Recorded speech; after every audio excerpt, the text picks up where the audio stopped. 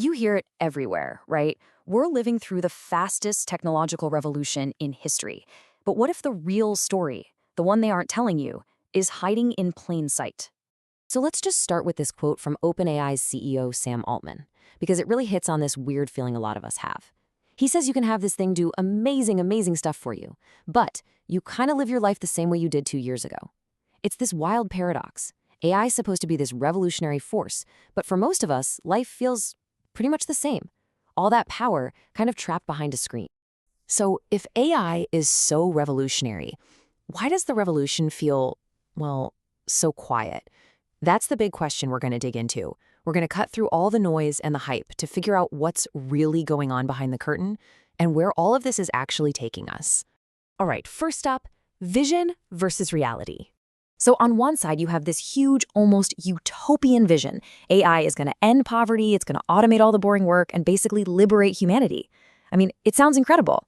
But then you look at the reality, and the numbers tell a very different story.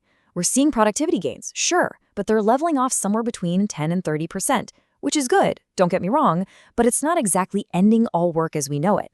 And at the same time, you've got investors getting really nervous about a potential AI bubble. A lot of money has been poured in, but the massive, world-changing returns, they just aren't there yet. And this idea of one single, all-powerful AGI taking over, forget about it. The reality is much more, well, corporate. It's a straight-up battle between giants. And check this out. In the enterprise space, which is where the big money is, Anthropic's Claude has actually pulled ahead of OpenAI. Why? Because they got super focused on specialized business tools. Meanwhile, you've got Google playing its own game, integrating Gemini into its whole workspace ecosystem, and OpenAI, they're still riding that powerful first-mover advantage. So this isn't about one superbrain emerging. It's a full-on market war. Okay, this is where things get really fascinating. Sociologist Zeynep Tufekci has this theory that we're all looking in the wrong place. The real disruption, she says, isn't coming from some far-off superintelligence. It's coming from what she calls artificial good enough intelligence. Think about it. It's AI that's just good enough to make a whole bunch of tasks super cheap and incredibly easy to do at a massive scale. And that comes with a pretty serious hidden danger. I mean, imagine how easy it is to churn out fake content, to spread misinformation, and to just completely undermine our basic systems of truth. And here's what that good enough AI actually looks like in the real world. This isn't science fiction, folks. We're talking about NOAA and Google teaming up to give us better weather forecasts. Or AstraZeneca using it to speed up drug discovery. You've even got Bloomberg automating federal budgeting. And yeah, White Castle using it to deliver fast food.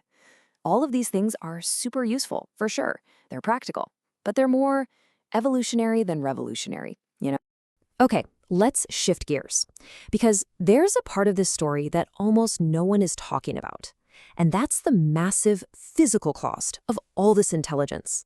Just look at this number for a second, 945 terawatt hours. That is an insane amount of energy, and it's what experts are projecting AI data centers will be eating up every single year by 2030. This isn't just some abstract number, it's a very real, very physical wall that AI's growth is about to hit. And to give you a sense of just how huge that is, by 2030, just the AI data centers are on track to use more electricity than Germany and France do right now, combined. Let that sink in. We're talking about powering this revolution with the energy equivalent of entire industrial countries. And listen, it's not even just about the electricity. It's this whole interconnected web of resources that experts are calling the AI energy nexus. This crazy thirst for power is why you're seeing big tech companies suddenly striking deals with nuclear power plants. It's why data centers are gulping down massive amounts of water just for cooling. And it all depends on digging up rare minerals out of the ground to make the high-performance chips. It's a huge physical footprint. Now, the industry knows this is a problem. They're not just ignoring it. Hardware is adapting. We're starting to see some really cool innovations, like photonic networking. Basically, it uses light instead of electricity to send data around. And that means it's faster, it runs cooler, and it's way more energy efficient. And that's going to be absolutely crucial if this whole thing is going to be sustainable. So you've got these hard physical limits pushing the technology in new directions. But there's another force at play here, one that's maybe even more powerful, the human geopolitical race for dominance. The future of AI isn't just being written in code. It's being decided by this intense competition, mainly between the US and China. And the race is tightening. Reports are showing that China's models are catching up fast. And that has created this strange pressure cooker in the United States, where some people are basically saying, hey, maybe we need to ditch some of these safety guardrails so we can move faster and stay ahead. But what's fascinating is the contrast. China's leaders are publicly taking a very different stance. They're framing safety not as something that slows you down, but as something you need before you can speed up. I love this quote from their vice premier, Ding Xuxiang. If the braking system isn't under control, you can't step on the accelerator with confidence. That is a world away from the whole move fast and break things ethos we're used to. So while the US and China are battling it out for technological supremacy, you've got Europe playing a totally different game. They're positioning themselves to be the world's referee. They're finalizing these really comprehensive rules, like the EU's AI Code of Practice, which will probably end up being the template for how AI is governed everywhere. And all this tension is actually changing the conversation about the dangers of AI. You know, we're slowly moving away from the sci-fi nightmare of a rogue AI trying to enslave us all. The much more immediate, much more real threat that keeps security experts up at night is how that good enough AI we talked about could be put in the wrong hands, how it could be used by bad actors to launch devastating cyber attacks, or even to help design new bioweapons. Okay, so you've got the hype, you've got the very real physical limits, and you've got this intense geopolitical race. So what does all of that mean for us? What is our future with AI actually going to look like? Well, there's a new idea gaining ground that might show us a path forward. It's called human-centered AI.